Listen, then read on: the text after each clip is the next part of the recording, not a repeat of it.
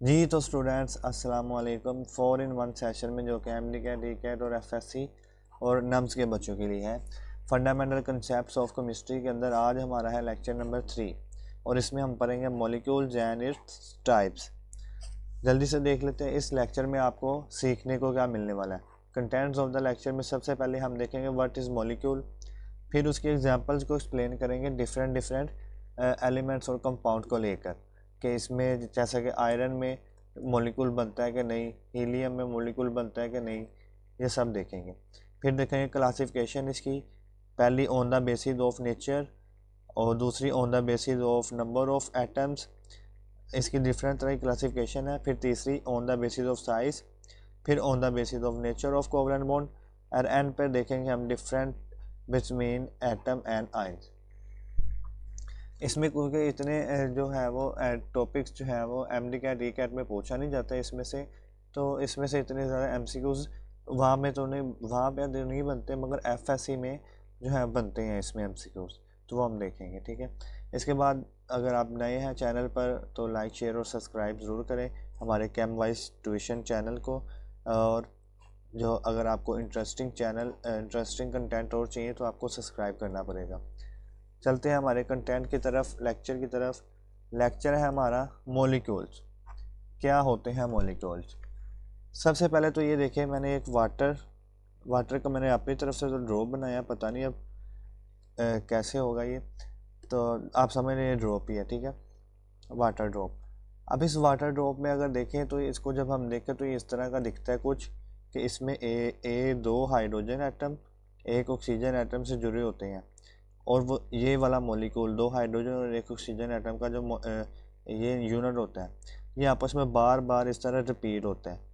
ये देखिए यहाँ पे एक और ये यूनिट है दो हाइड्रोजन और एक ऑक्सीजन का, ये भी दो हाइड्रोजन और ऑक्सीजन का एक यूनिट है, ये बार बार आपस में रिपीट होगा। इस तरह का वाटर का आपको दिखेगा अंदर से स्ट्रक्चर। तो इस स्ट्रक्चर में अगर देखें तो ये वाला यूनिट जो बार बार आपस में रिपीट हो रहा है, जो कि इंडिपेंडेंटली एग्जिस्ट करता है, इसको हम कहेंगे मॉलिक्यूल। मतलब ये कि ये ऐसा छोटा यूनिट है इस सब्सटेंस का, ये वाटर सब्सटेंस का ऐसा छोटा यूनिट है मॉलिक्यूल, जो कि इंडिपेंडेंटली एग्जिस्ट करता है। मतलब ये वाला जो मॉलिक्यूल है वो बार बार आपस में जुड़ रहा है। ये एक हाइड्रोजन एटम नहीं आपस में जुड़ रहा, हाइड्रोजन और ऑक्सीजन एटम बार बार आपस में नहीं जुड़ रहे। ये वाला मॉलिक्यूल आपस में इस तरह बार बार जो है अट्रैक्टिव फोर्सेस से जुड़ रहे हैं, जिसकी मदद से ये सारा वाटर का मॉलिक्यूल बन रहा है। तो ये वाले जो छोटे यूनिट को जो कि आपस में बार बार जुड़ रहा है अट्रैक्टिव फोर्सेस से, उसको हम कहेंगे मॉलिक्यूल। तो मॉलिक्यूल की अगर डेफिनेशन देखें, a molecule is the smallest particle of a pure substance. ये प्योर सब्सटेंस का मॉलिक्यूल एक स्मॉलेस्ट पार्टिकल है विच एग्जिस्ट इंडिपेंडेंटली, जो क्या कर सकता है, इंडिपेंडेंटली एग्जिस्ट कर सकता है। मतलब कि अगर यहाँ से मैं ये 5-6 इस तरह के यूनिट बाहर निकाल लूँ तो ये 5-6 यूनिट अकेले इस वाले पार्ट से अलहदा होकर रह सकेंगे, तो इसको हम कहेंगे ये इंडिपेंडेंटली एग्जिस्ट कर सकता है। इसी तरह अगर हम हाइड्रोजन को देखें तो हाइड्रोजन के जो एटम होते हैं दो एच, वो आपस में मिलके रहते हैं। ये देखें एच के दो एटम आपस में मिलके रहते हैं, इसको हम लिखते हैं H2।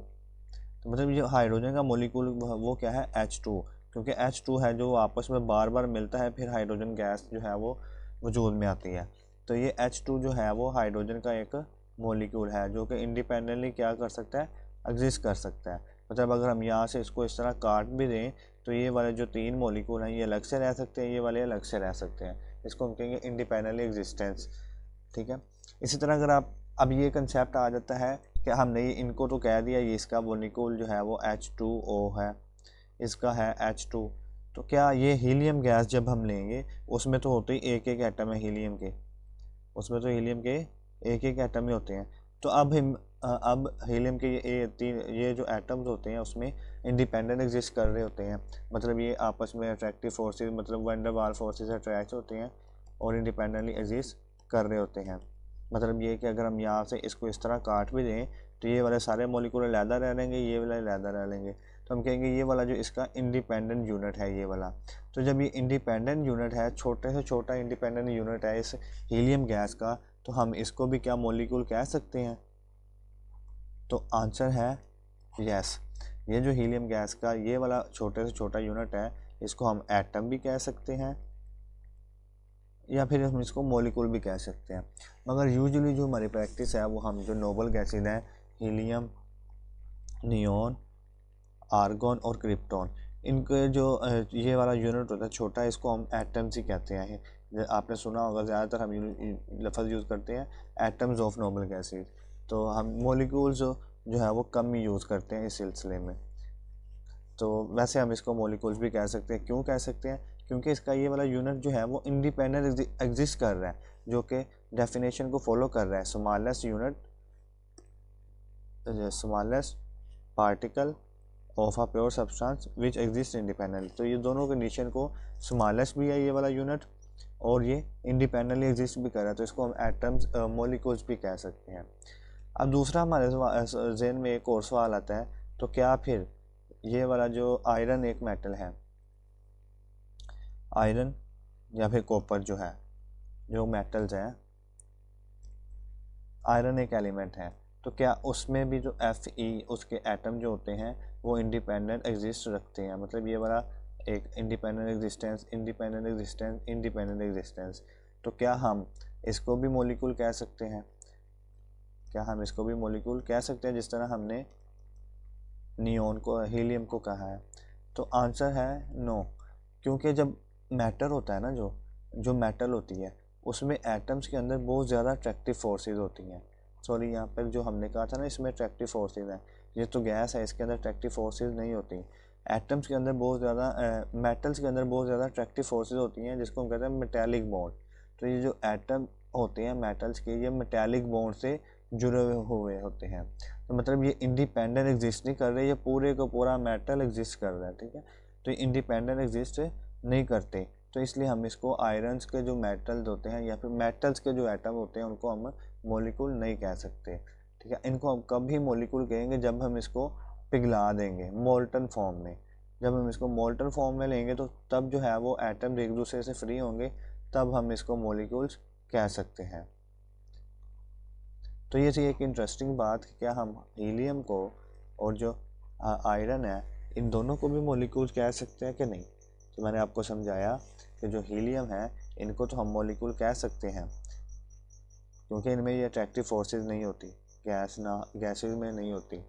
मगर मेटल्स के अंदर ये अट्रैक्टिव फोर्सेस इतनी स्ट्रॉन्ग होती हैं कि इंडिपेंडेंटली एग्जिस्ट नहीं कर सकते, जो कि इसकी एक कंडीशन थी मॉलिक्यूल की डेफिनेशन की कि एग्जिस्ट करें इंडिपेंडेंटली। तो इनको हम मॉलिक्यूल नहीं कह सकते। हाँ, जब हम मेटल्स को पिघला दें तो फिर वो एटम फ्री हो जाते, तब हम इसको मॉलिक्यूल्स कह सकते हैं। ये थी कि व्हाट इज़ एटम। अब हम चलते हैं थोड़ा सा एक न्यू कंसेप्ट, ये एक नई टर्म की तरफ, that is what is atomicity. Atomicity, ये जो कंसेप्ट है एटॉमिसिटी का या फिर एटॉमिसिटी की जो टर्म है, ये आपको जो आगे जाकर जब आप नंबर ऑफ मोल्स वाला कंसेप्ट पढ़ेंगे ना, वहाँ पे आपको बहुत हेल्प देगी, तो इसको थोड़ा सा समझ लें। एटॉमिसिटी क्या होता है? Atomicity is number of atoms in molecule. एक मॉलिक्यूल के अंदर कितने नंबर ऑफ एटम है वो उसकी एटॉमिसिटी होगी। जिस तरह के अगर मैं देखूं हाइड्रोजन, तो हाइड्रोजन के अंदर 2 एटम है, तो इसकी एटॉमिसिटी क्या होगी? 2, क्योंकि इसके अंदर 2 एटम है। इसी तरह अगर मैं देखूं वाटर, वाटर के अंदर कितने एटम है? 2 हाइड्रोजन के और 1 ऑक्सीजन के, तो इसकी एटॉमिसिटी क्या हो जाएगी? 3। इसी तरह अगर मैं देखूं तो हमारे पास C6H6, इसके अंदर कितने एटम है? 6 कार्बन के, 6 हाइड्रोजन के, तो इसके अंदर 12 टोटल एटम है, तो इसकी एटॉमिसिटी 12 हो जाएगी। अगर मैं देखूं C12H22O11, इसके अंदर कितने टोटल एटम है? 12 और 22, 34 और 11, 45 इसकी एटॉमिसिटी हो जाएगी। इसी तरह अगर मैं देखूं हीलियम, तो इसकी एटॉमिसिटी 1 ही होगी क्योंकि इसके अंदर एक ही एटम होता है, ठीक है जी। तो ये है हमारा कि एटॉमिसिटी क्या होती है, और ये आगे जाके नंबर ऑफ मोल्स में जो है ये कंसेप्ट बहुत ज़्यादा यूज़ होगा। चलते हैं अब हम इसकी क्लासिफिकेशन पे कि मॉलिक्यूल्स को हम कैसे क्लासीफाई करते हैं। तो मैंने बताया हुआ पीछे वाले पहले लेक्चर में भी कि जब भी हम किसी चीज़ को क्लासीफाई करते हैं तो उसको किसी बेस पे करते हैं कि किस बेस पे हम उसको क्लासीफाई कर रहे हैं। हर चीज़ को क्लासिफिकेशन करने की एक बेस होती है। तो यहाँ पर हम मॉलिक्यूल्स को 3 बेसिस पे क्लासीफाई करेंगे। पहली है on the basis of nature. Molecule की नेचर क्या है? नेचर से मुराद कि वो किस तरह के एटम से मिलकर बना है, सेम तरह के एटम से मिलकर बना है कि डिफरेंट तरह के एटम से। तो उसकी बेसिस पे इसका पहली जो टाइप है वो है होमो एटॉमिक मॉलिक्यूल। होमो एटॉमिक मॉलिक्यूल वो होते हैं जो कि सेम टाइप ऑफ एटम से मिलके बने हुए हों। A molecules which consist of same type of atom is called homoatomic molecule. जिस तरह के हीलियम को देखो, इसमें तो होता ही एक एटम है, तो वो हीलियम जो है वो सेम टाइप के एटम से मिलके बनी। हाइड्रोजन, इसमें 2 एटम होते हैं, दोनों ही एच के होते हैं, तो इसमें भी सेम तरह के एटम है, तो ये भी एक होमो एटॉमिक मॉलिक्यूल। ऑक्सीजन को देखो तो इसमें 2 ही एटम होते हैं और ऑक्सीजन के होते हैं, वो भी होमो एटॉमिक। इसी तरह O3 भी, P4 भी और S8 भी, ये सारे होमो एटॉमिक मॉलिक्यूल हैं। हेटेरोटॉमिक मॉलिक्यूल, हेटेरो का मतलब होता है डिफरेंट और होमो का मतलब होता है सेम। वो मैं बताना भूल गया पीछे, होमो का मतलब होता है सेम, होमो का सेम। अब हेटेरोटॉमिक का मतलब ऐसा मॉलिक्यूल जिसके अंदर जो मॉलिक्यूल हैं वो डिफरेंट तरह के हों, सेम तरह के ना हों। A molecule consist of different types of atom, मतलब ऐसा मॉलिक्यूल जिसके अंदर जो है एटम जो है वो डिफरेंट तरह के, उसे हम हेटेरोटॉमिक मॉलिक्यूल कहेंगे। जैसा कि HCl, इसके अंदर एक हाइड्रोजन का एटम है और एक क्लोरीन का, डिफरेंट है। NH3, इसके अंदर एक नाइट्रोजन का एटम है, 3 H के, तो ये डिफरेंट एटम है इसमें, तो ये हेटेरोटॉमिक मॉलिक्यूल। इसी तरह कार्बन डाइऑक्साइड, इसमें कार्बन और ऑक्सीजन के, इसमें हाइड्रोजन और ऑक्सीजन के हैं। इसमें हाइड्रोजन, सल्फर और ऑक्सीजन क्या है, इसमें कार्बन, हाइड्रोजन और ऑक्सीजन इसके हैं, तो ये हेटेरोटॉमिक मॉलिक्यूल की कैटेगरी में आएंगे। फिर हमारे pass on the basis of, ये नेक्स्ट बेस्ड है, पिछली बेस थी on the basis of nature, अब है on the basis of number of atoms. Atoms के नंबर की बेस पे कि कितने नंबर ऑफ एटम एक मॉलिक्यूल के अंदर है, या फिर हम पीछे कह के भी आए कि एक मॉलिक्यूल के अंदर जो नंबर ऑफ एटम्स होते हैं उसको हम क्या कहते हैं, एटॉमिसिटी। तो हम ये भी कह सकते हैं कि एटॉमिसिटी की बेस पे हम इसको क्लासीफाई करने वाले हैं, ठीक है। पहला है मोनोएटॉमिक मॉलिक्यूल। मोनो का मतलब होता है एक, एटॉमिक का मतलब एटम, मतलब ऐसे मॉलिक्यूल जिसके अंदर एक एटम मौजूद हो। Molecule consist of 1 atom is called monoatomic. और हमें पता है इस तरह के सिर्फ नोबल गैसेज ही हैं जिनके मॉलिक्यूल्स के अंदर एक ही तरह का एटम हो, वो है हीलियम, नियोन, आर्गोन, ठीक है। हम ये पीछे ही अभी हमने पढ़ा है। उसके बाद है फिर diatomic molecules. Diatomic molecule ऐसे मॉलिक्यूल, डाई का मतलब होता है 2, एटॉमिक का मतलब एक, 2, सॉरी एटॉमिक का मतलब भी 2, तो ऐसे मॉलिक्यूल जिसके अंदर 2 एटम हो उसे हम डाई एटॉमिक मॉलिक्यूल कहेंगे। जिस तरह H2, इसके अंदर 2 एटम है, 2 ही हाइड्रोजन के हैं, वो अलग बात है, मगर एटम तो 2 हैं, इसको हम डाई एटॉमिक मॉलिक्यूल कहेंगे। O2, इसके अंदर भी 2 एटम है, ये भी diatomic. CO, carbon monoxide, इसके अंदर भी 2 एटम है, ये भी डाई एटॉमिक। N2Cl2, इसी तरह ये भी डाई एटॉमिक है। ट्राई एटॉमिक, ट्राई का मतलब होता है 3, तो ऐसे मॉलिक्यूल जिसके अंदर क्या हो, ट्राई एटॉमिक का मतलब 3 एटम हो, उसे हम ट्राई एटॉमिक मॉलिक्यूल कहेंगे। Consist of 3 atoms is called try atomic molecule. जिस तरह वाटर है, इसके अंदर 3 एटम है, 2 हाइड्रोजन और एक ऑक्सीजन का, तो ये try atomic. Carbon dioxide same try atomic, ozone same try atomic. फिर हमारे पास पॉली एटॉमिक मॉलिक्यूल, मॉलिक्यूल्स जिसमें बहुत ज़्यादा, पॉली का मतलब होता है बहुत ज़्यादा, या फिर इसको हम मैनी भी कहते हैं, ठीक है। पॉली को मतलब मैनी, तो ऐसे मॉलिक्यूल जिसमें बहुत ज़्यादा एटम हो उसे हम पॉली एटॉमिक मॉलिक्यूल कहते हैं। या फिर हम इसकी डेफिनेशन इस तरह भी करते हैं, विच consist of more than 3 atoms, जिसमें 3 से ज़्यादा एटम हो।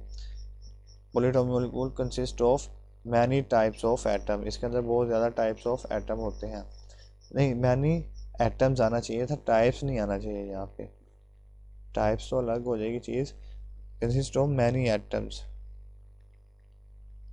चलो जिस तरह एग्जांपल इसमें आ जाती है ये ग्लूकोज की, ग्लूकोज में 24 एटम होते हैं, तो ये मैनी की कैटेगरी में आ गया। इसी तरह बेंजीन की, इसमें 12 एटम होते हैं, तो ये भी मैनी की कैटेगरी में आ गया। इसी तरह इसमें 41 सुक्रोज में, तो ये भी पॉलीएटॉमिक की कैटेगरी में आ गया। फिर नेक्स्ट हमारी जो नेक्स्ट क्लासिफिकेशन है हमारी, वो है on the basis of size. Size की बेस पे हमने मॉलिक्यूल्स को किस तरह क्लासीफाई किया है।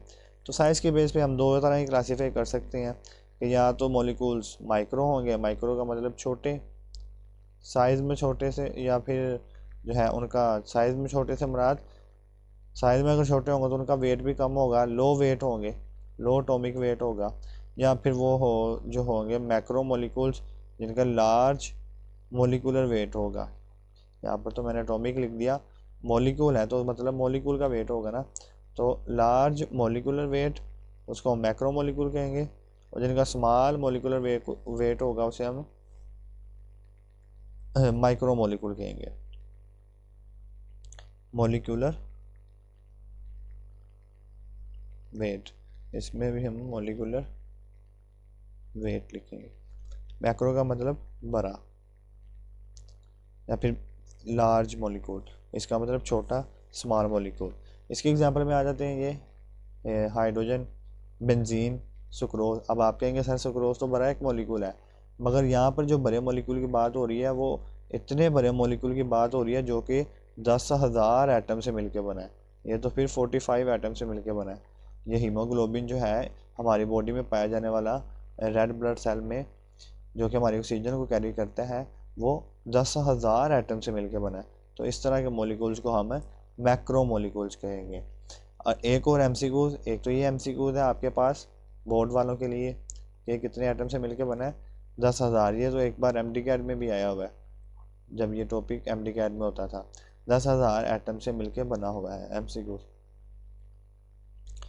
एक ये एमसीक्यू था बोर्ड वालों के लिए कि ये जो हीमोग्लोबिन का मॉलिक्यूल है वो 68,000 टाइम्स हैवियर है देन द हाइड्रोजन एटम। ये हाइड्रोजन एटम से 68,000 गुना ये हैवी है हाइड्रोजन एटम से हीमोग्लोबिन का molecule. Last type of classification on the basis of, ये है on the basis of nature of covalent bond, कि मॉलिक्यूल्स के अंदर कोवलेंट बॉन्ड की क्या नेचर है, क्या वो पोलर है और क्या वो नॉन पोलर है। तो ये है हमारे पास लास्ट टाइप। इससे पहले आप ये समझ लें कि पोलर और नॉन पोलर को कैसे क्लासीफाई करते हैं। अगर किसी एटम के दरमियान इलेक्ट्रोनेगेटिविटी का डिफरेंस जो है वो 0 से लेकर 0.4 तक हो तो उसको हम कह देंगे वो नॉन पोलर है। ये सारा चैप्टर हम ये सारी चीज़ें पोलर और नॉन पोलर की हमने पढ़नी है चैप्टर 6 में। अगर किसी मॉलिक्यूल में एटम्स के दरमियान इलेक्ट्रोनेगेटिविटी का डिफरेंस अगर 0.4 से लेकर 1.7 तक है तो हम उसको कह देंगे वो पोलर मॉलिक्यूल है। जिस तरह के अगर यहाँ पर देखिए एक एग्जांपल मैंने ली है, हमारे पास H और H हाइड्रोजन मॉलिक्यूल है। अब हाइड्रोजन में ये दो इलेक्ट्रॉन होते हैं, इसमें हाइड्रोजन की भी इलेक्ट्रोनेगेटिविटी 2.1, इसकी भी 2.1। इलेक्ट्रोनेगेटिविटी का डिफरेंस कितना आ गया, 2.1 माइनस 2.1 0। तो मतलब इसकी इलेक्ट्रोनेगेटिविटी का डिफरेंस 0 आ गया, और ये फिर क्या होगा नॉन पोलर मॉलिक्यूल। इसी तरह इसकी भी तकरीबन 3.7 के करीब होती है, इसकी भी 3.7 के करीब। तो डिफरेंस करोगे तो इलेक्ट्रोनेगेटिविटी का डिफरेंस अगेन 0 आएगा, तो ये भी नॉन पोलर होंगे। इसकी अगर लें तो कार्बन की 2.5 होती है और हाइड्रोजन की 2.1, तो इलेक्ट्रोनेगेटिविटी का डिफरेंस कितना आएगा 0.4 के करीब। तो ये भी नॉन पोलर की कैटेगरी में आ जाएगा। ठीक है, 0.4 तक जो है वो नॉन पोलर की कैटेगरी में आते हैं। फिर आ जाते हैं यहाँ लगता है मैंने थोड़ा सा ना उल्ट कर दिया है, नॉन पोलर इधर आना चाहिए था, यहाँ पर आना चाहिए था नॉन पोलर, यहाँ पर पोलर आना चाहिए था। तो ये सारे जो है वो नॉन पोलर है क्योंकि इनका इलेक्ट्रोनेगेटिविटी का डिफरेंस 0 से लेकर 1.4 के दरमियान है।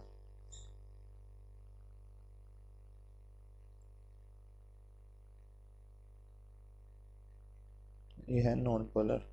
और ये सारे पोलर। अब इनका अगर इलेक्ट्रोनेगेटिविटी का डिफरेंस देखें तो हाइड्रोजन का होती है 2.1, ऑक्सीजन की तकरीबन 3 से ऊपर ही होती है, अब मुझे याद नहीं है कितनी। तो इलेक्ट्रोनेगेटिविटी का डिफरेंस लोगे तो अच्छा खासा आ जाता है 0.9 का, ठीक है। तो ये तकरीबन मेरे ख्याल से इसके 3.5 के करीब होती है ऑक्सीजन की, तो ये आपके पास 1.4 का डिफरेंस आ जाता है। तो आपके पास 1.4 का डिफरेंस बहुत ज़्यादा है, तो इसके पोलर होगा ये मॉलिक्यूल। हमने कहा 0.4 से लेकर जो 1.7 के करीब है वो पोलर होगा, तो ये पोलर मॉलिक्यूल है या फिर पोलर बॉन्ड है इसमें।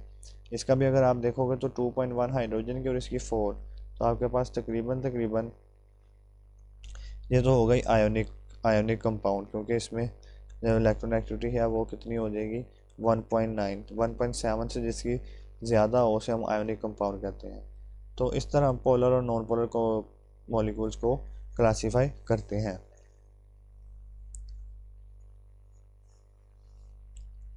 चलते हैं अब एटम्स और मॉलिक्यूल्स के दरमियान जो डिफरेंस हैं वो हम पढ़ लेते हैं कि क्या डिफरेंस है इनमें एटम्स और मॉलिक्यूल्स में।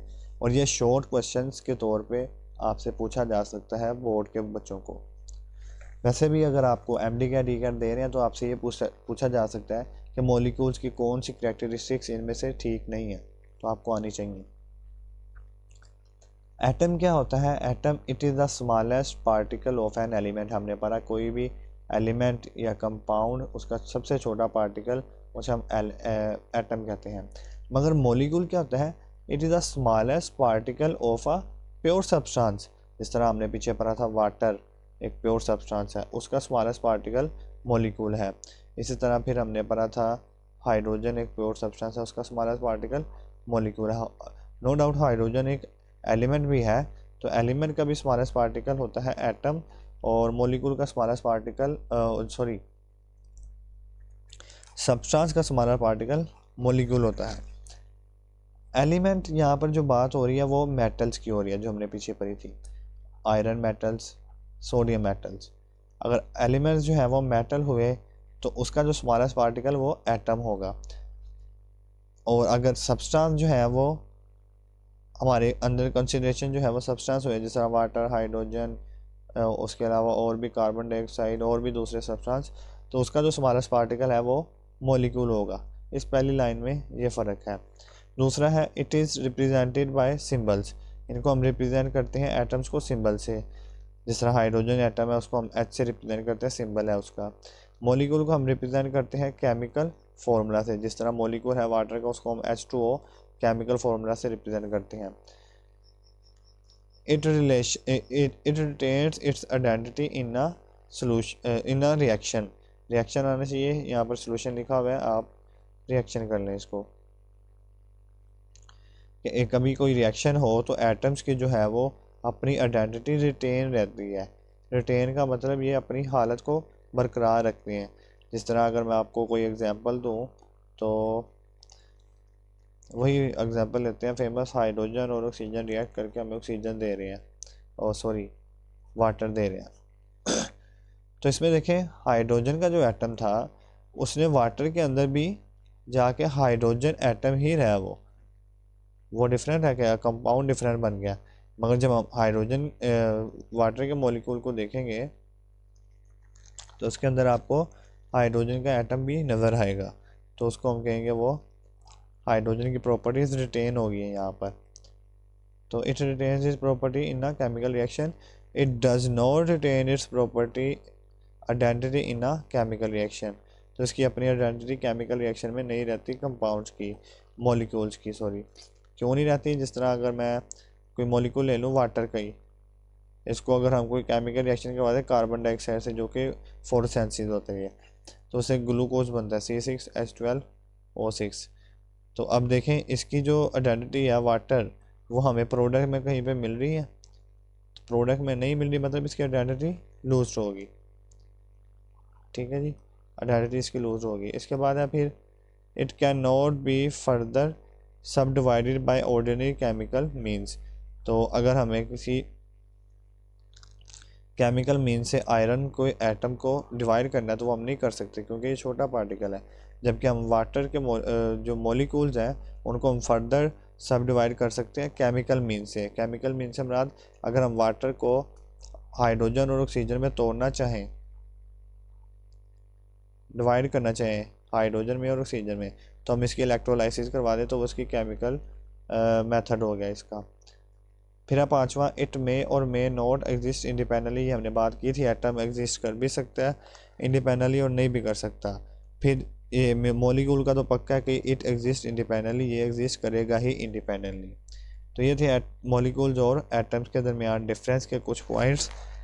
और इसके अलावा हमने सारे मॉलिक्यूल्स की ये भी बात की कि ये किस तरह इनको डिवाइड कर सकते हैं, क्लासिफिकेशन। और अगर आप को पसंद आई है ये वीडियो तो लाइक शेयर और सब्सक्राइब ज़रूर कीजिएगा। शुक्रिया।